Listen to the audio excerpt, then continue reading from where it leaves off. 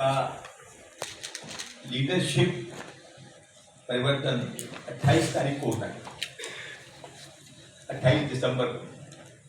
आज बहुत ही सौभाग्य की बात है कि हमारे national president doctor R B. Ashokan, जो कि केरला से हैं, आज उनका पहला विजिट है और उन्होंने ये इच्छा जाहिर की कि वो सबसे पहले अपने पत्रकार मित्रों के साथ बैठेंगे और पत्रकार मित्रों से अपने साल भर का जो उनका लेखा जोखा है, जो उनके प्लान्स हैं, वो आपसे शेयर करेंगे। क्या कंसर्न्स हैं और क्या हमारे पास उसके इलाज है या हम किस तरीके से उसको आगे बढ़ाना चाहते हैं।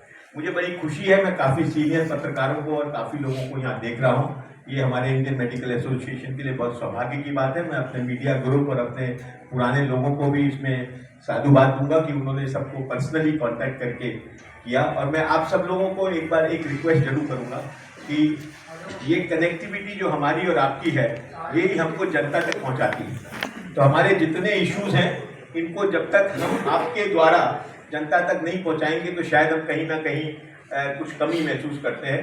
तो इसलिए मेरा सौभाग्य है कि मैं आज आपको अपने स्टेज पे बैठे हुए अपने सभी आईएमए के पदाधिकारियों का मैं आपको परिचय कराऊं। Doctor R B. अशोकन केरला से हैं, केरला के स्टेट प्रेसिडेंट रहे हैं, इंडियन मेडिकल एसोसिएशन के सेक्रेटरी जनरल रहे हैं, हमारे इंडियन मेडिकल एसोसिएशन के काफ़ी एक्टिव और काफ़ी इम्पोर्टेंट लीडर्स में रहे हैं। केरला स्टेट में इनके बहुत कॉन्ट्रीब्यूशंस हैं एंड एक जो सबसे बड़ा कंट्रीब्यूशन मैं आज डॉक्टर अशोकन को कहता हूं, वो इनका इमेज प्लांट है, जहां पे कि पूरी केरला स्टेट की biomedical waste Indian Medical Association ही ट्रीट करती है, पूरी स्टेट की डिस्ट्रिक्ट। यही नहीं, आसपास की जितनी डिस्ट्रिक्ट्स हैं केरला के साथ की, उनको भी इंडियन मेडिकल एसोसिएशन पूरी बायोमेडिकल वेस्ट पालघाट में एक जो उन्होंने यंत्र लगाया था, वो डॉक्टर अशोकन के द्वारा हुआ। ट्यूबरकुलोसिस के क्षेत्र में इंडियन मेडिकल एसोसिएशन में जितना भी काम हुआ है, उसका क्रेडिट सारा डॉक्टर अशोकन को जाता है। और ऐसा ही नहीं, जाने जाते हैं अपनी मिलनसारिता के द्वारा, जाने जाते हैं कि जितने भी आपस के इश्यूज हैं उनको अगर सॉल्व करने के लिए एक मंत्र है और एक इंसान है, उनका नाम डॉक्टर आर.बी. अशोकन है। मैं इसके साथ साथ हमारे, आप जानते हैं डॉक्टर शरण अग्रवाल, जो हमारे इमीडिएट पास्ट नेशनल प्रेसिडेंट हैं, आप सबसे इनका मुखातिब कई बार हुआ है और आप सबको इन्होंने अपने वेरियस इश्यूज के साथ कहा है। हमारे साथ डॉक्टर अनिल नायक हैं। डॉक्टर अनिल नायक गुजरात से हैं, गुजरात स्टेट के प्रेसिडेंट रहे हैं, वाइस चांसलर हैं गुजरात यूनिवर्सिटी के, हमारे यहाँ सेक्रेटरी जनरल हैं। और यही नहीं, अपने हंसमुख स्वभाव से और अपने छोटे छोटे वन लाइनर चुटकुलों से जाने जाते हैं। इनका गूढ़ ज्ञान है मेडिकल इश्यूज के साथ, उसमें जितना हम सीरियसली डिस्कस कर रहे होते हैं, वो एक लाइनर से उसको इतना आसान बना देते हैं और उसको सरल बना देते हैं। इसके लिए जाने जाते हैं डॉक्टर अनिल नायक। हमारे बिल्कुल साइड पर हैं doctor Kshitij Bali. Doctor Kshitij Bali by profession euro surgeon है। बाली नर्सिंग होम आप जानते हैं, जो वेस्ट दिल्ली का सबसे पुराना नर्सिंग होम है, वो चलाते हैं, उसको चला रहे हैं। और बहुत ही सिंपल, सरल और जिस प्रकार से मैं कहूँगा एक बहुत ही कर्मठ कार्यकर्ता के रूप में इन्होंने फाइनेंस सेक्रेटरी के रूप में इंडियन मेडिकल एसोसिएशन का 1 साल से वो कर रहे हैं। करोल बाग ब्रांच से आते हैं और करोल बाग ब्रांच के भी सेक्रेटरी हैं। तो इसके साथ साथ मैं आपका ज़्यादा समय नहीं लूँगा और मैं रिक्वेस्ट करूँगा अपने नेशनल प्रेसिडेंट से कि वो आपको एड्रेस करें। उसका जो हिंदी अनुवाद या उसके जो सवाल है वो मैं करूँगा, बिकॉज ये केरला से आते हैं तो हिंदी थोड़ी सी कमी हो सकती है, जिसको मैं पूरा करने की चेष्टा करूँगा। Doctor RB. Thank you, Dr. Vinay. First of all, let me thank all of you for having come over here. There is a change in leadership of Indian Medical Association. So we thought that it would be prudent to address you. Let me begin by saying that Indian Medical Association was part of the freedom struggle. It was part of the freedom struggle, independence. It's part of organizing the doctors to contribute in that. As a matter of fact, 2 chief ministers of India, one from Gujarat, and Dr. P.C. Rai from West Bengal, were from IMA. They were IMA presidents. Dr. P.C. Rai was, in addition, was the president of Medical Council of India also.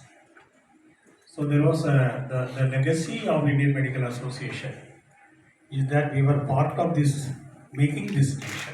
So we take this responsibility very seriously as a nation builder. And this 2028 Indian Medical Association will be 100 years old. And we have grand plans to observe that in a grand way. One that we have come today before you is on the issues of health of the nation. It's what are our policies and where we stand as a medical profession. This is the health of the nation. It's not about the demands of the medical profession. It's about what is our policy stand and how we look at health. The most important thing is about the universal health care that we would want the government to take it forward in all seriousness. Indian Medical Association believes the state has a fundamental obligation to provide appropriate medical care. It's the obligation of the state to provide its citizens. And the entitlement of the patient or the citizens of this country will be at least for a basic health package which should be provided by the government in primary care, secondary care and tertiary care. Apart from what the government can directly provide as a basic package, there has to be a strategic purchase from the private sector for services which perhaps made available to the citizens outside what the government setup can provide. We have an opinion on the financing of the health system. I may believe that a tax-based health financing will be the appropriate one for India. Contributory health insurance offers incomplete coverage and restricted services. So the best model for our country will be tax-based health financing. We are a bit disturbed on the amount of health investment that goes into from the central as well as state governments. Roughly the health expenditure of the nation is around 3.9 to 4% of the entire GDP, out of which 1.1 to 1.6 have been the contribution of both the governments, both state and central. And out of this, 2/3 comes from the state governments. In whatever the governments are contributing, governments are roughly contributing 1/3 of what is being spent in the health. 2/3 comes from the private sector. Even within this 1/3, 2/3 comes from the state governments. And the Indian Medical Association believes a minimal investment of 2.5% is required to meet a basic health package. We would require around 5, but we can start with 2.5. One of the important things is that whatever expenditure is done on the health determinants, like drinking water or sanitation, should not be coupled with whatever is health investment. Health investment as such should invite 2.5%, excluding the drinking water and sanitation, which are slightly different, come under different ministries also. And in the healthcare expenditure, people are purchasing care, especially outpatient care. The majority of the purchase of care is outpatient care. Among the majority of the purchase of the care, a good amount percentage of the expenditure is on drugs. So drugs is an important component of the healthcare expenditure, and around 55 million people go below poverty line every year, meeting their healthcare needs. So these things have to be addressed. The drugs form the main expenditure, outpatient care forms the main expenditure. So whatever is designed should be targeted towards outpatient care also, and also on drugs. So we have an opinion on PMJAY. It's a unique initiative by Government of India, unparalleled in its the number of people that have been involved. It's unique. We have some suggestions to better these. We believe that whatever investment has to come from the government for government sector should go directly, not through PMJAY. Whatever investment goes into government hospitals, government sector should be directly from the government to the government hospitals and government services. PMJAY is a unique instrument. For the patient, it is free in the government hospitals. He should get additional care of purchase for him by the government from private sector and made it available. So the entire emphasis of PMJAY should shift to strategic purchase from the private sector. And government hospitals, public sector should be funded directly without being routed through the PMJAY. This is an important thing we would put forward to the government to.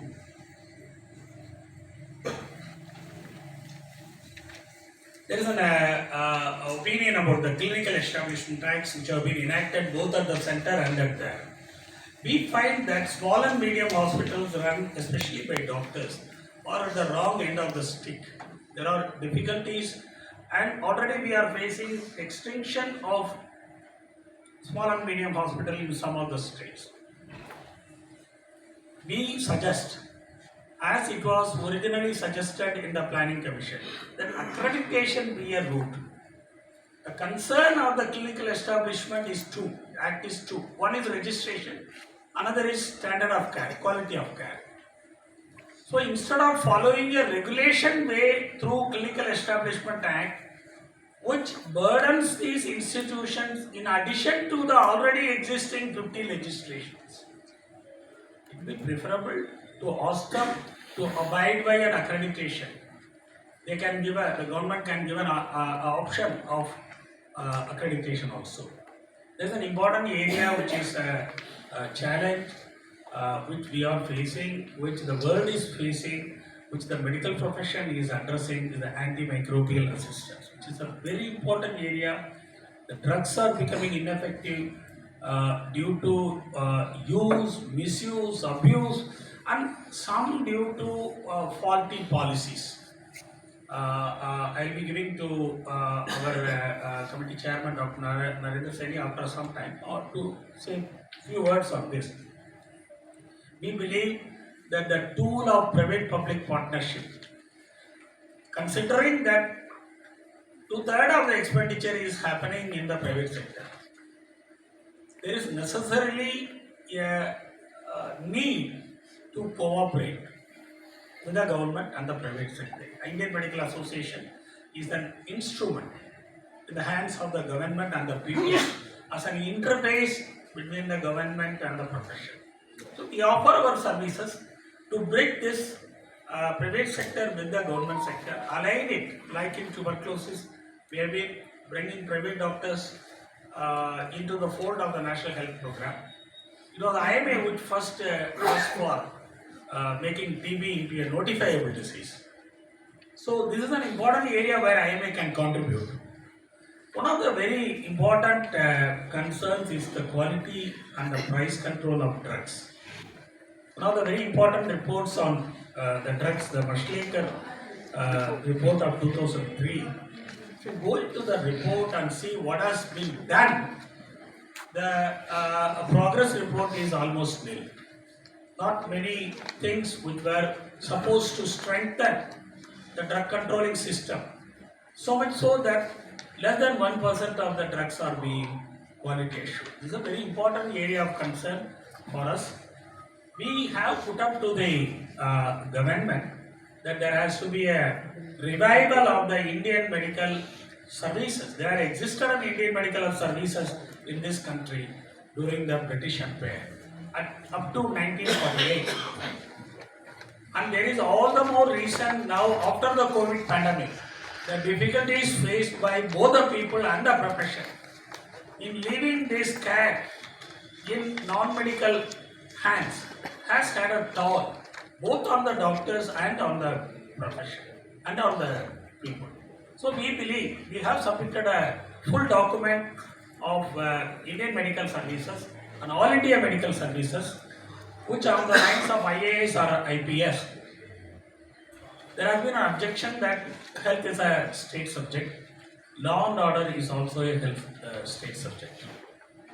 If law and order can have an IPS, health certainly needs an IMS.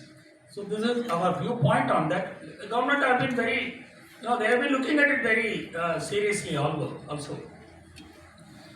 Regarding the National Medical Commission, we would like to make the point that 1,80,915 MBBS graduates are coming out of 706 medical colleges already. What we are concerned is about the quality of the medical education. We are concerned the deficiency in terms of faculty, content, and oversight. This is one of the very important areas which we expect the National Medical Commission to address. And we have a lot of concerns about young doctors. Recently there have been a lot of suicides among young doctors which has been rising because of their workload, because of their, the hierarchy even inside the medical profession, which creates a imbalance in what happens in the job satisfaction. And we would, there has been some relief in what the NMC has proposed. We expect the NMC to be sensitive to this. The healthcare violence, let me say that it's a shame on the nation. It's not acceptable. It cannot be accepted in a civilized society that violence will be a tool as a grievance redressal mechanism. It's not acceptable. I think all efforts by the government, especially with the government, can start with the central law. There are 23 state laws ineffective, not producing conviction.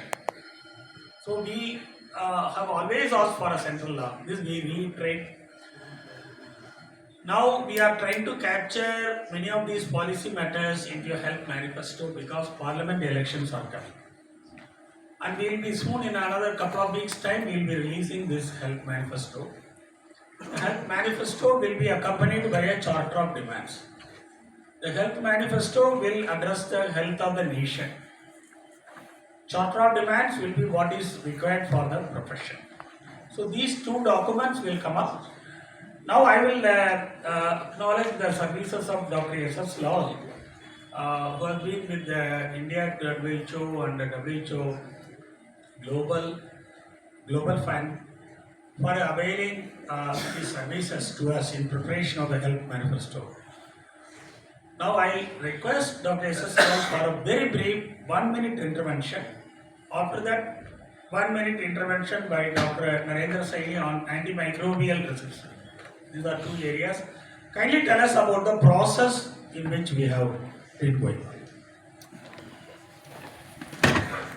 Thank you very much. I'll take just 1 minute.